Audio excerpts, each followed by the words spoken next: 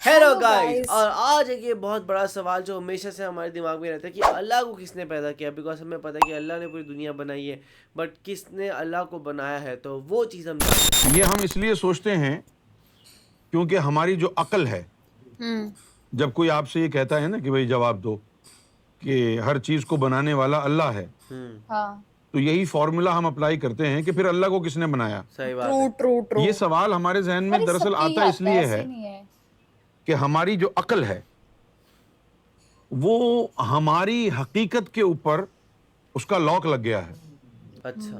کہ ہم پیدا ہوتے ہیں، اور اگر ہم میں سے کوئی پیدا نہ ہو، آسمان سے بھیجا جائے، تو اس کو ہم اللہ کی اولاد کہہ دیتے ہیں. اس لیے یہ چیزیں ہمارے ذہن میں ہماری عقل جو ہے، جو کچھ دیکھتی ہے، جو کچھ سنتی ہے، اس کو وہ اڈاپٹ کر لیتی ہے ہماری عقل. لیکن جس چیز کا ہم نے سنا نہ ہو، دیکھا نہ ہو، تو وہ ہماری عقل سے ماورا ہو جاتی ہے بات. کنفیوزنگ لگتی ہے. صحیح. جیسے کہ ہم نے ہمیشہ دیکھا ہے کہ لوگ چلتے ہیں پرندے کی طرح، کسی انسان کو ہم نے اڑتے ہوئے نہیں. پروں کے ساتھ اڑتے ہوئے نہیں دیکھا. اب اگر جس دن ہم کسی انسان کو اڑتے ہوئے دیکھیں گے تو ہماری عقل جو ہے ہل جائے گی. حیران ہو جائے گی، ارے بھائی یہ کیا ہو گیا یار. ہیں؟ اچھا، پرندوں کو ہم روزانہ دیکھتے ہیں تو پریشان نہیں ہوتے، کیونکہ ہم دیکھتے آ رہے ہیں نا. پرندوں کو ہم دیکھتے آ رہے ہیں. ہم نے کوے کو اڑتے ہوئے دیکھا ہے، آپ نے دیکھا ہے؟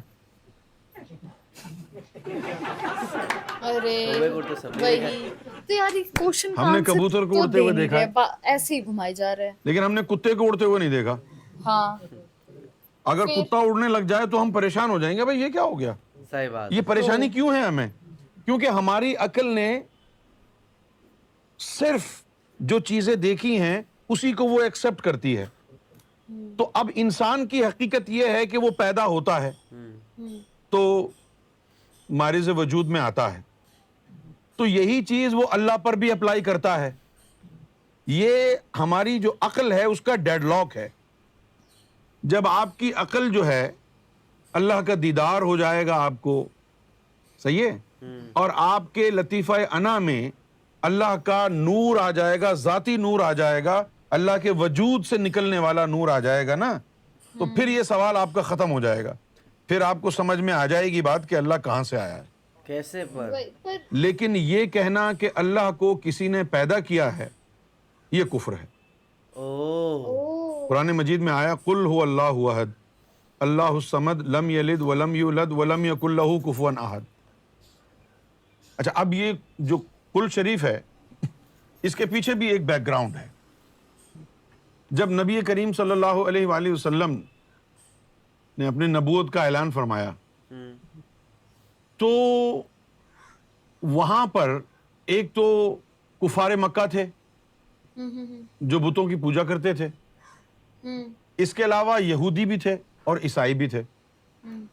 تو یہودی توحید پرست تھے، عیسائی بھی توحید پرست تھے. اچھا، اب کعبے میں کیا ہوتا تھا؟ کعبے میں بت رکھے ہوئے تھے 360. صحیح بات ہے. یہ جو قرآن شریف میں آیا نا، اللہ تعالیٰ نے جو ارشاد فرمایا کہ اے مومنو، تم جب خانہ کعبہ میں آؤ حج کے لیے تو شدت کے ساتھ اللہ کا ذکر کرو. کس طرح؟ شدت. جیسے کبھی تم اپنے آباء و اجداد کا کرتے تھے، اس طرح شدت سے اللہ کا ذکر کرو. اچھا، اب وہ جب اپنے آباء و اجداد کا ذکر کرتے تھے تو کیا کرتے تھے؟ کیا؟ وہ وہاں پر چیخ چیخ کر کے بتاتے تھے. کیا چیخ چیخ کر کے بتاتے تھے کیا کہ یہ جو سامنے جو بت ہے، یہ اس کا باپ فلاں تھا، اس کا باپ فلاں تھا، اس کا باپ فلاں تھا، اس کا باپ فلاں تھا. اچھا.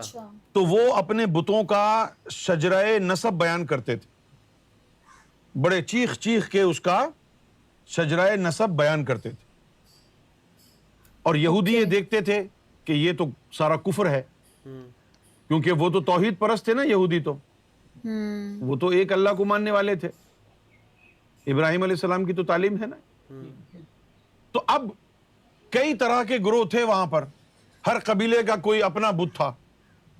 اور جیسا کہ میں نے پہلے بھی عرض کیا آپ کو کہ کہ جو اچھے انسان اپنے قبیلوں میں گزرے تھے, کوئی ولی اگر گزر گیا تو اس کی وہ مورتی بنا لیتے تھے اور اس کو کعبے میں رکھ دیتے تھے, او ایون اچھے اور انسان پھر وہی. جو ہے اس آج کے کا ٹائم میں بھی شجرہ تو نسب کائنڈ جو آف ہے ایسے بیان کیا ہوتا جاتا ہے, تھا. بابا والا تو جب محمد گرو جی, رسول اللہ صلی اللہ علیہ وآلہ اور وہ وسلم نے مورتی اپنی نہیں نبوت بناتے, کا اعلان فوٹو کیا بناتے ہیں. تو یہودیوں کو تجسس ہوا کہ یہ عربوں میں سے کسی نے نبوت کا اعلان کیا ہے, آؤ ذرا اس کو آزماتے ہیں. ہوں تو انہوں نے آ کر حضور سے کہا ہاں کہ ٹھیک ہے بھائی, تم اپنے خدا کا شجرہ نسب بتاؤ کیا ہے, آزمانے کے لیے کہ اگر یہ واقعی کوئی اللہ کی طرف سے نبی آیا ہوگا تو توحید پرست ہوگا, اللہ کو ایک مانتا ہوگا, ہیں اللہ کو ایک مانتا ہوگا, اور اگر توحید پرست نہ ہوا تو پھر یہ شجرہ نسب بیان کر دے گا, تو پھر ہم سمجھ جائیں گے کہ نبوت کا دعویٰ معاذ اللہ غلط. جھوٹا ہے.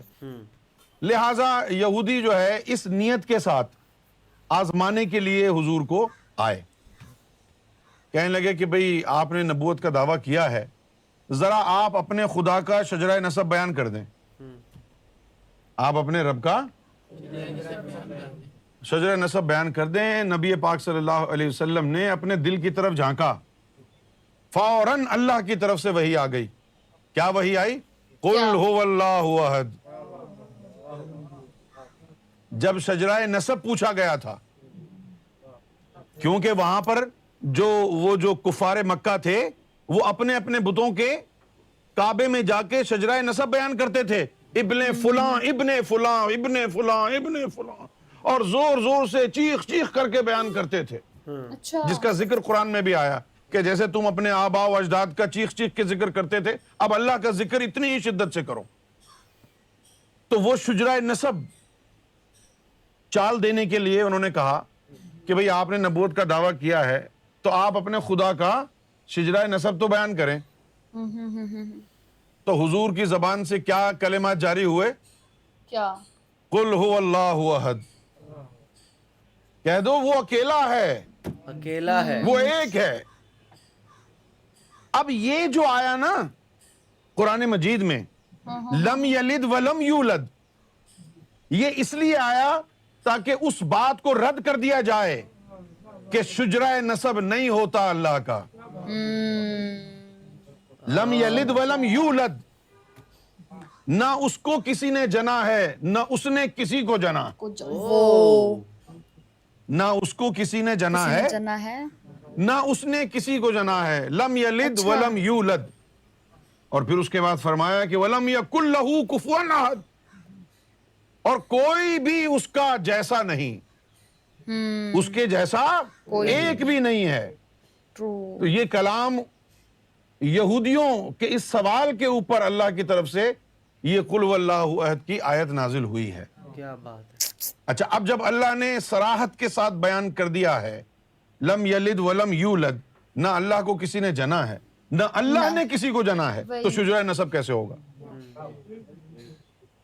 کوئی ان کی خاندان ہی نہیں ہوا. تو اب معلوم کیا ہوا, لم یلد ولم یولد یہاں پر اللہ تعالیٰ فرما رہا ہے, انسانوں کو جواب دے رہا ہے, انسانوں کو, کہ تم شجرہ نسب پوچھ رہے ہو کہ اس کا باپ اس کے باپ کا باپ اس کے دادا کا باپ کون ہے, یہ تو انسانوں میں ہوتا ہے, یہ تو انسانوں میں ہوتا ہے. ہاں, انسانوں میں عمل تولید ہوتا ہے, انسان تولد ہوتے ہیں. لم یلد, کسی نے اس کو تولد نہیں کیا, ولم یولد, نہ اس نے کسی کو تولد کیا ہے.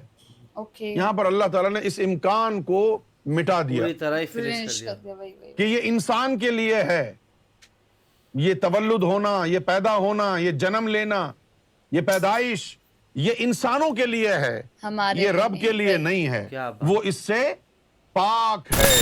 سیریسلی یار بہت انفارمیٹیو ویڈیو تھی یہ, اور اس کا ہم لوگوں کو پتہ لگا کہ جو اللہ ہے نہ ان کو کسی نے جنما ہے, نہ ہی اللہ نے کسی کو مطلب آگے کیا ہے, نہ ان کا کوئی اینسسٹر تھے نہ ہی ان کے کوئی ڈسینڈنٹ تھے. یہ حصے ہم لوگوں کو پتہ لگا ہے.